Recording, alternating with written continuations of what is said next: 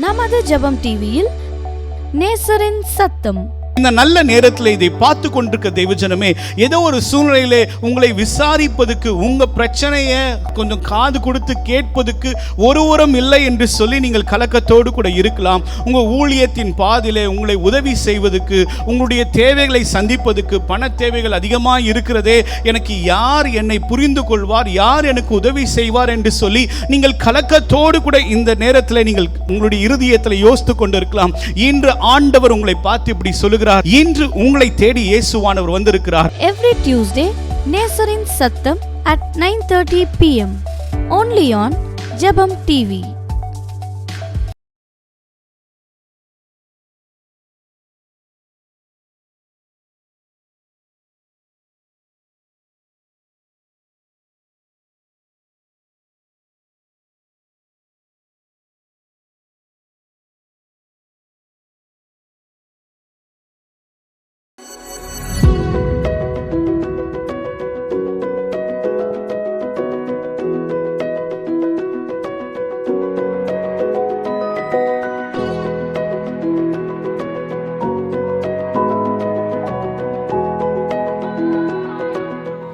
Praise the Lord.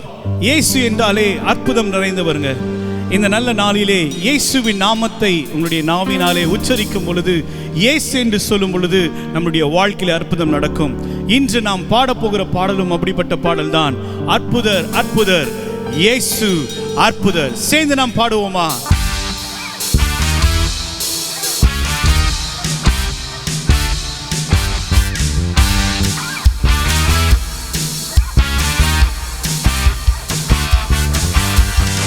அற்புதர் அற்புதர் அற்புதர் அற்புதர் இயேசு அற்புதர்.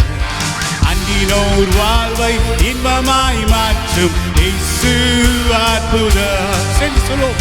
அற்புதர் அற்புதர் அற்புதர் அற்புதர் இயேசு அற்புதர். அன்றினோர் வாழ்வை இன்பமாய் மாற்றும் இயேசு அற்புதர். எல்லோரும் பாடுங்கள், கைத்தாளம் போடுங்கள், சந்தோஷத்துடனே சங்கீதம் பாடுங்கள்.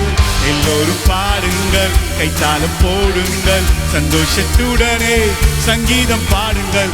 அற்புதர் அற்புதர் அற்புதர் அற்புதர் இயேசு அற்புதர்.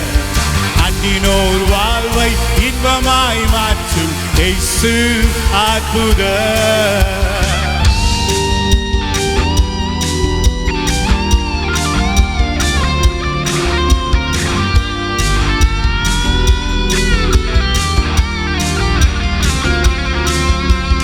எத்தனை துன்பங்கள் நம்மை சூழ்ந்த போதும் மீட்ட இயேசு அற்புதர்.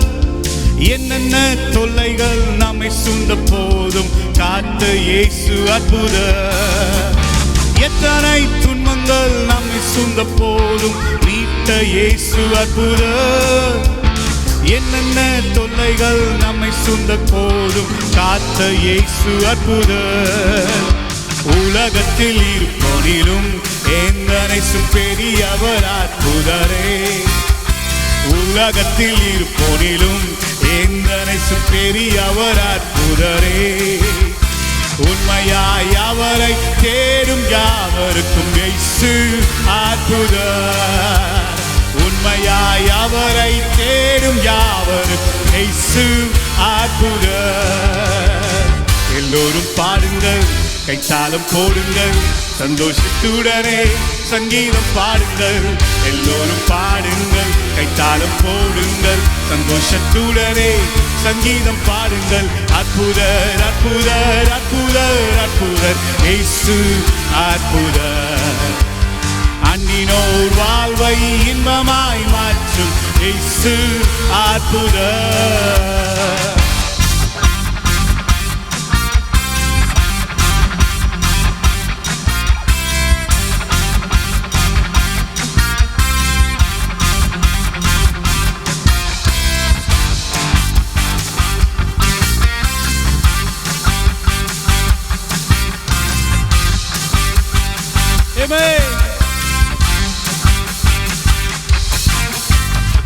கடல் மேலே நடந்தவர் எங்கள் எங்கள் இயேசு அற்புதர். அகோர காற்றையும் அமைதிப்படுத்திய இயேசு அற்புதர். ஆலைக்கடல் மேலே நடந்தவர் எங்கள் இயேசு அற்புதர். அகோர காற்றையும் அமைதிப்படுத்திய இயேசு அற்புதர். அறைந்தன சிலுவையிலே ஆண்டவர் மரித்தார் நாளிலே. அறைந்தன சிலுவையிலே ஆண்டவர் மரித்தார் நாளிலே. 1003ஆம் நாள் உயிருடன் எழுந்த இயேசு அற்புதர்.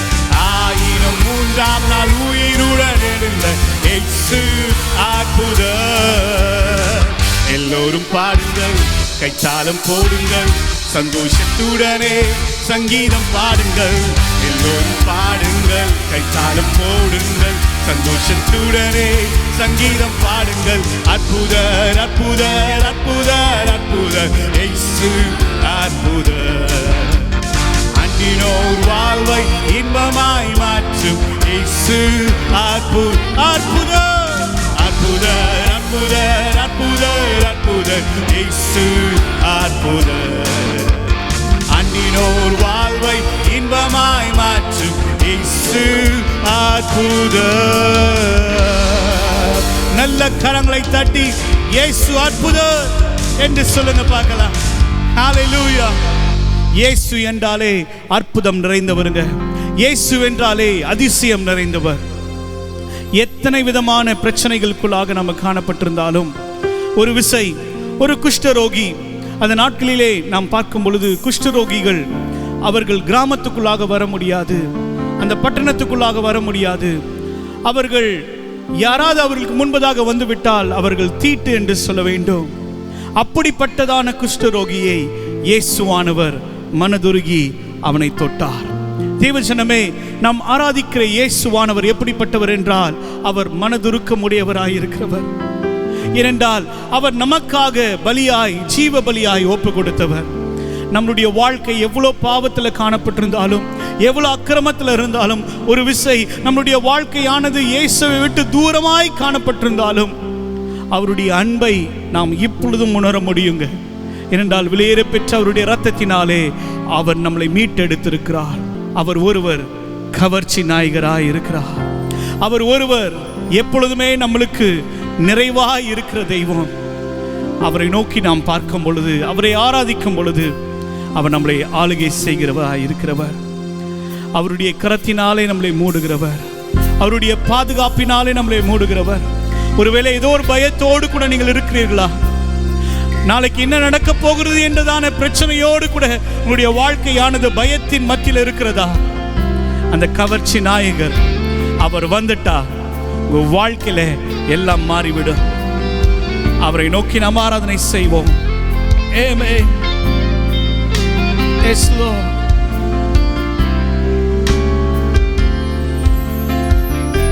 அவர் ஒருவரே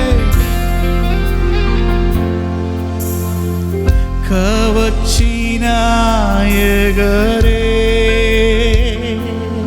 என் கண்களில் நிறைந்தவரே. கவர்ச்சி நாயகரே, என் கண்களில் நிறைந்தவரே. என் கரம் பிடித்தவரே, கரம் பிடித்தவரே. கைவிடாத கண்மலை, கைவிடா கண்மலையே, என்னை கரம் பிடித்தவரே. சேர்ந்து சொல்வோமா? கைவிடாத, கைவிடா கண்மலையே, உமக்கே ஸ்தோத்திரம், உமக்கே ஸ்தோத்திரம், உயிருள்ள நாளெல்லாம் உமக்கே ஸ்தோத்திரம், உமக்கே ஸ்தோத்திரம், உமக்கே ஸ்தோத்திரம், உயிருள்ள நாளெல்லாம் உமக்கே ஸ்தோத்திரம். இழுத்து கொள்ளும் ஓடி வந்திடுவே. ஒரு ஜெபமாய் சொல்லுவோமா? என்னை இழுத்து கொள்ளும் ஆண்டவரே, உங்க சமூகத்துல ஓடி வந்திடுவே. அறைக்குள் அழைத்து செல்லும் அன்பில் களி கூறுவே. என்னை அறைக்குள் அழைத்து செல்லும் அன்பில் களி கூறுவே, அன்பில் களி கூறுவே. உமக்கே ஸ்தோத்திரம், உமக்கே ஸ்தோத்திரம், உயிருள்ள நாளெல்லாம். உமக்கே ஸ்தோத்திரம், உமக்கே ஸ்தோத்திரம், உமக்கே ஸ்தோத்திரம், உயிருள்ள நாளெல்லாம். உமக்கே ஸ்தோத்திரம். உலையான சேற்றில் வாழ்ந்த என்னை தூக்கி எடுத்தவரே. உலையான சேற்றில், உலையான சேற்றில் வாழ்ந்த என்னை தூக்கி எடுத்தீரே. கல்வாரி ரத்தம், கல்வாரி ரத்தம் எனக்காக சிந்தி கழுவி அணைத்தீரே. கல்வாரி ரத்தம் சொல்வோமா? எனக்காக கல்வாரி ரத்தத்தை சிந்தி என் பாவத்தை கழுவி என்னை அணைத்து கொண்டவரே. கல்வாரி ரத்தம், கல்வாரி ரத்தம் எனக்காக சிந்தி கழுவி அணைத்தீரே. நன்றி உமக்கே நன்றி ஐயா, நன்றி உமக்கு நன்றி. எங்கள் அப்பா பிதாவே, அன்பான தேவா, அருமை இரட்சகரே,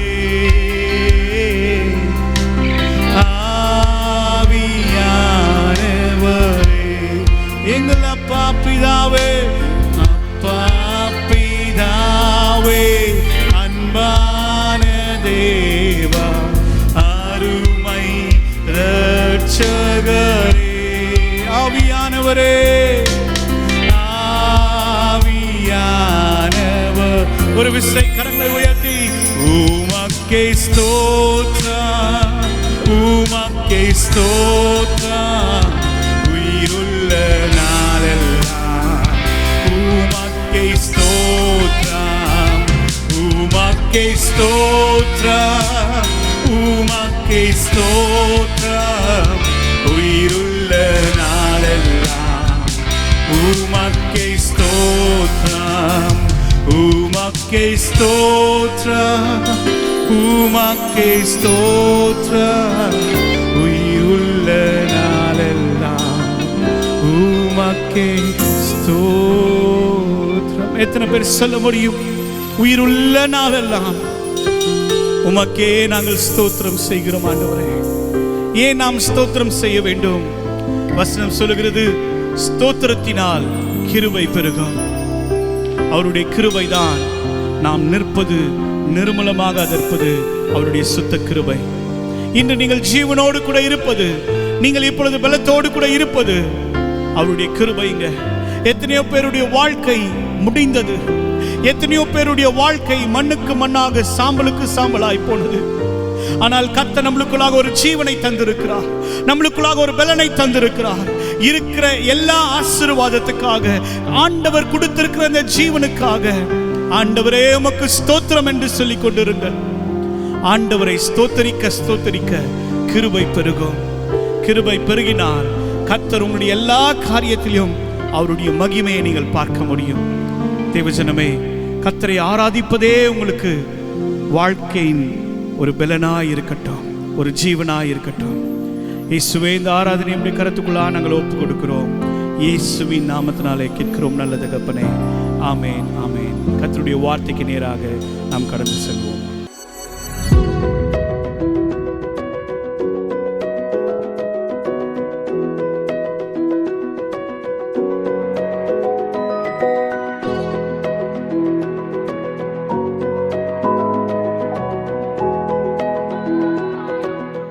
Praise the Lord. கர்த்தருடைய நாமத்துக்கு மகிமை உண்டாகட்டும்.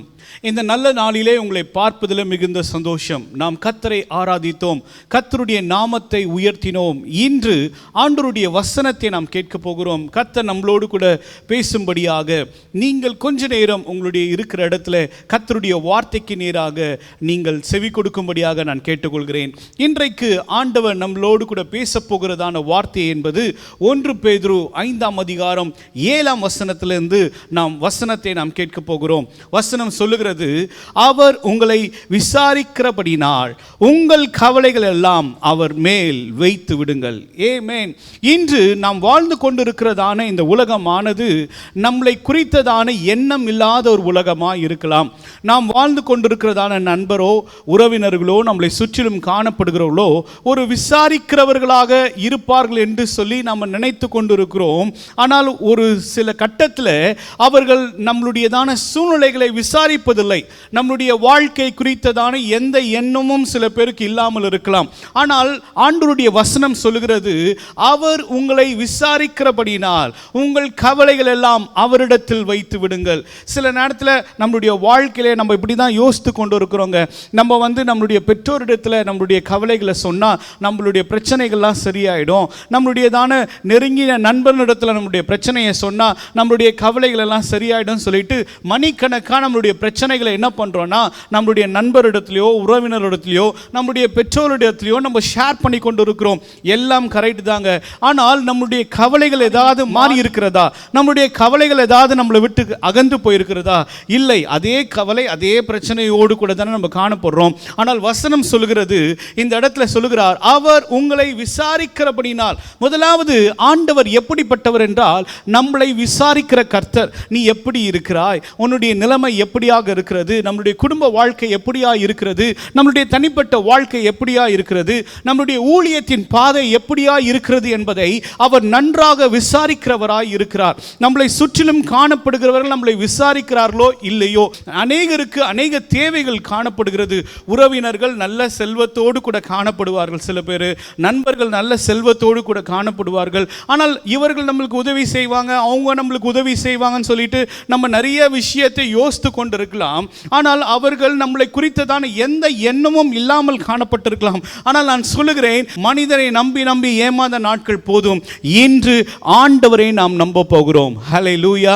ஏனென்றால் அவர் நம்மளை விசாரிக்கிறவர், அவர் நம்முடைய சூழ்நிலைகளை நன்றாய் அறிந்திருக்கிறவர், அவர் நம்முடைய எண்ணங்களை அறிந்திருக்கிறவர், நம்முடைய சூழ்நிலை எப்படிப்பட்ட சூழ்நிலையாக இருக்கிறது என்பதை அவர் நன்றாக அறிந்திருக்கிறார். அதனால தான் வசனத்தில் நம்ம வாசிக்கிறோம், அவர் நம்மளை விசாரிக்கிறபடினால் உங்கள் கவலைகள் எல்லாம். நம்மளுக்கு என்றதான ஒரு கவலை இருக்குது பார்த்தீங்களா? இதை செய்யணும், இந்த குடும்பத்தை இப்படி நடத்தணும், பிள்ளைகளை எப்படியாக நடத்த வேண்டும், நான் ஸ்கூலில் ஃபீஸ் கட்டணுமே, காலேஜுக்கு ஃபீஸ் கட்டணுமே, நான் இந்த காரியத்தை வேலைக்கு நான் செல்லணுமே, அந்த வேலைக்குரியதான காரியத்தை இதெல்லாம் நம்ம செய்து முடிக்கணுமே என்று சொல்லிட்டு அநேக கடமைகள் அநேக காரியங்கள் நம்ம மேலே ஒரு கவலையை போல அழுத்தி கொண்டு இருக்கு பார்த்தீங்களா? அந்த கவலைகள் எல்லாம் அவரிடத்தில் நீங்கள் வைத்து விடுங்கள் என்று வசனம் சொல்கிறது. இயேசுவானவர் நம்மளிடத்தில் எதிர்பார்ப்பது என்ன? அவரிடத்தில் நம்முடைய கவலைகளை சொல்ல வேண்டும்.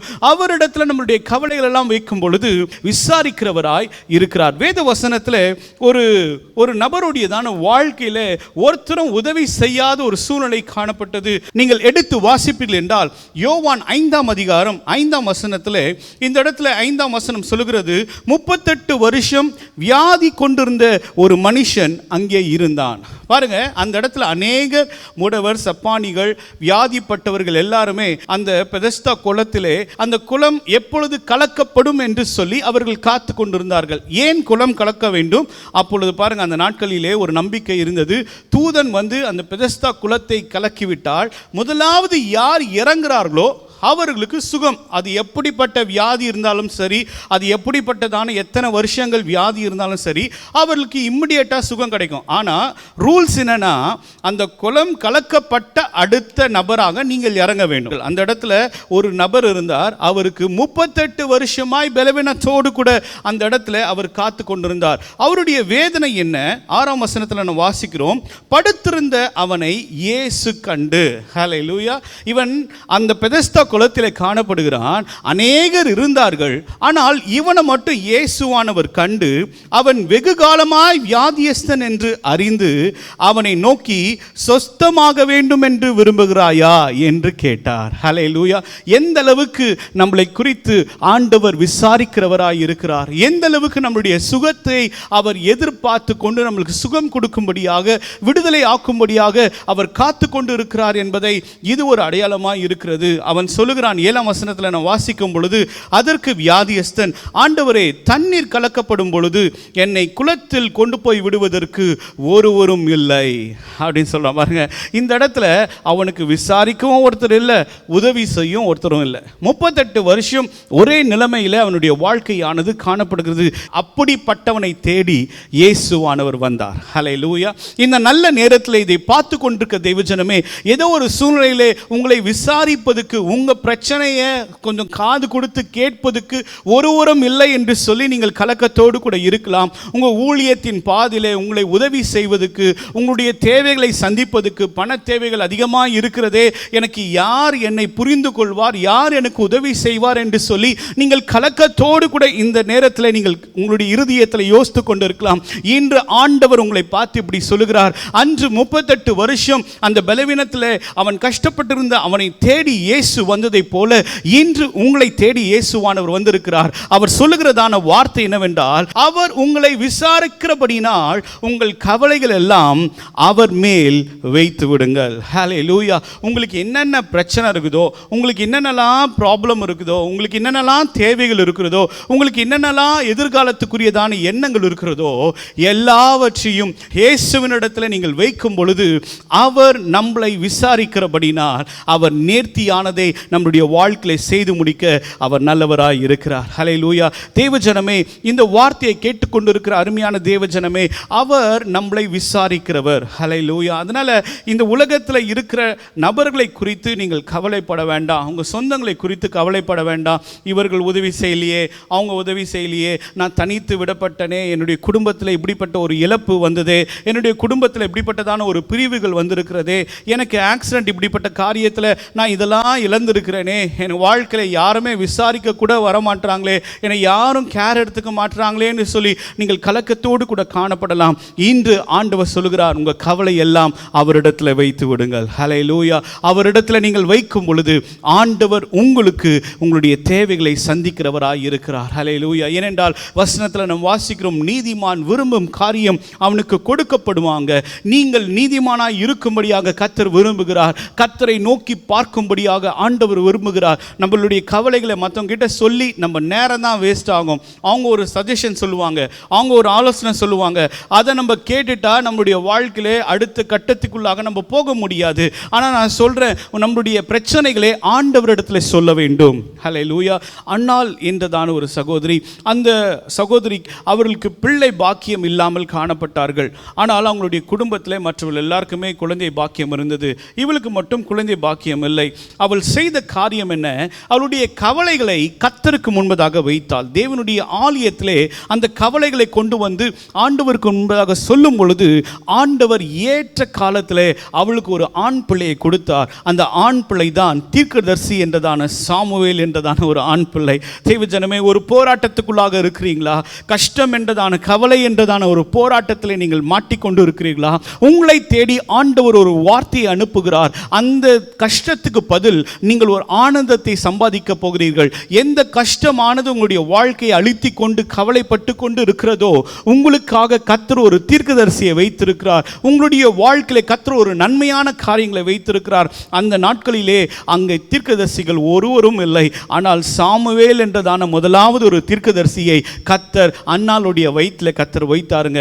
ஏன் இவ்வளவு துன்பம், ஏன் இவ்வளவு கவலை என்று சொல்லி நீங்கள் கலக்கத்தோடு கூட காணப்படுகலாம். இந்த நேரத்தில் இந்த தொலைக்காட்சி தொலைக்காட்சி மூலியமாக நீங்கள் பார்த்து கொண்டிருக்கும் பொழுது எனக்கு மட்டும் ஏன் இவ்வளோ கஷ்டம், எனக்கு மட்டும் ஏன் இவ்வளோ துயரம் என்று சொல்லி நீங்கள் கலக்கத்தோடு கூட இருக்கலாம். ஆனால் இன்று ஆண்டவர் உங்களுக்குள்ளாக வைத்திருக்கிறது கர்த்தருடைய வார்த்தை. கர்த்தருக்குரியதான வார்த்தை வெளிப்படும் பொழுது நான் சொல்கிறேன், அநேகருக்கு ஆசீர்வாதத்தை கொடுக்க முடியும், அநேகரை கர்த்தரால் அபிஷேகப்படுத்த முடியும். இந்த சாமுவேலை கர்த்தர் அபிஷேகப்படுத்தி சிறு வயதிலேயே கர்த்தர் அவனோடு கூட இடைப்பட ஆரம்பித்தார். அவன் வளர்ந்து தீர்க்கதரிசியாய் மாறி கர்த்தருடையதான ஸ்தானத்திலே அவன் நிற்கும் பொழுது தாவீதை அபிஷேகம் படுத்தினான், சவுலை அபிஷேகம் படுத்தினான். இப்படிப்பட்டதான அநேகரை அபிஷேகம் படுத்தும்படியாக அந்த தீர்க்கதரிசிக்கு கர்த்தர் வல்லமையை கொடுத்தார். நான் சொல்லுகிறேன், இப்போ படுகிறதான துன்பங்கள், துயரங்கள், கவலைகள் எல்லாமே மகிமையாய் மாறப்போகிறது. உங்க குடும்பத்தில் இருக்கிற எல்லா துன்பங்களும் துயரங்களும் உங்களுடைய கவலைகள் எல்லாம் நீங்கள் கர்த்தருடைய சபையிலே கர்த்தருடைய சமூகத்தில் கொண்டு வந்து வையுங்கள்.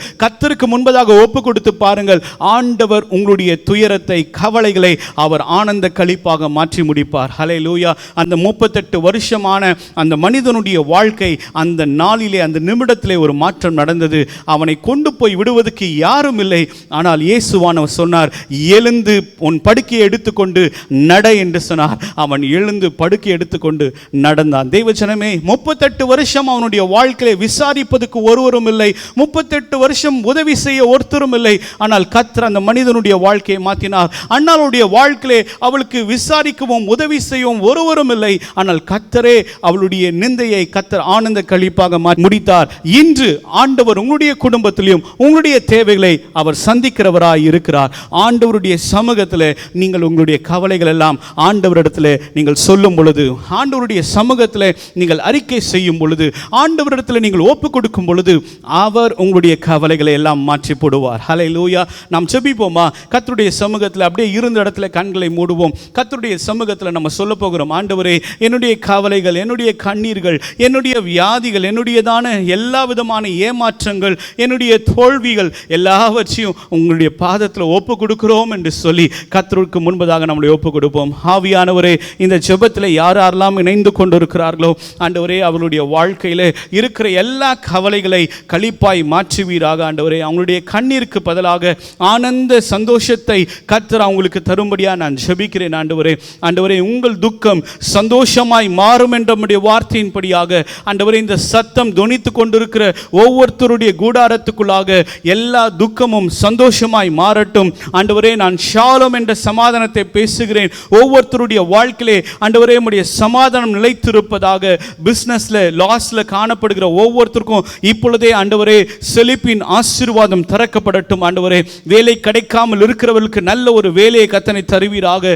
திருமணம் தடைப்பட்டு ஆண்டவரே நின்று கொண்டிருக்கிற ஒவ்வொருத்தருடைய வாழ்க்கையிலும் என்னென்ன காரியத்தை ஆண்டவரே யாரெல்லாம் நீங்க ஆண்டவரே ஒன்று சேர்க்க வேண்டுமோ அந்த திருமண காரியங்களை கர்த்தர் நீர் ஆண்டவரே நடத்தும்படியா நாங்கள் ஜெபிக்கிறோம். அப்பா, ஸ்தோத்திரம், ஸ்தோத்திரம். ஊழியத்தின் பாதையிலே கர்த்தர் ஒவ்வொருத்தரும் எடுத்து வல்லமையாக பயன்படுத்துவீராக. அநேக தேவைகளோடு பிள்ளைகளை எப்படி நடத்த போகிறோம், என்னுடைய தனிப்பட்ட வாழ்க்கையிலே என்னுடைய பெற்றோர்களை எப்படி நடத்த போகிறேன், பிள்ளைகளை எப்படி நடத்த போகிறேன் என்று கண்ணீரோடு கூட இருக்கிற ஒவ்வொருத்தருடைய கவலைகளை இயேசு கிறிஸ்துவின் நாமத்தினாலே ஆண்டவரே ஒரு ஆசீர்வாதத்தின் வாசல்கள் திறக்கப்பட்டு அவளுக்கு நன்மையான காரியங்கள் தரும்படியாக நாங்கள் ஜெபிக்கிறோம். அப்பா, ஸ்தோத்திரம். வியாதிப்பட்டு படுக்கையிலே ஆண்டவரே பலவீனத்தோடு கூட இருக்கிறவர்கள், என்னை விசாரிக்க யாரும் இல்லை என்று சொல்லி கலக்கத்தோடு கூட இருக்கிறவர்களை ஆண்டவரே இன்று நீர் போய் அவர்களை தொட்டு அவர்களை குணமாக்கும்படியாக இயேசுவின் நாமத்தினாலே நான் கட்டளையிடுகிறேன். இந்த வார்த்தையின் மூலமாக கர்த்தருடையதான விடுதலை, சுகம், ஆரோக்கியம் இப்பொழுதே உண்டாகட்டும் என்று நாங்கள் ஜெபிக்கிறோம். அப்பா, ஒரு சூப்பர் நேச்சுரல் ஹீலிங் ஆண்டவரை நடப்பதாக.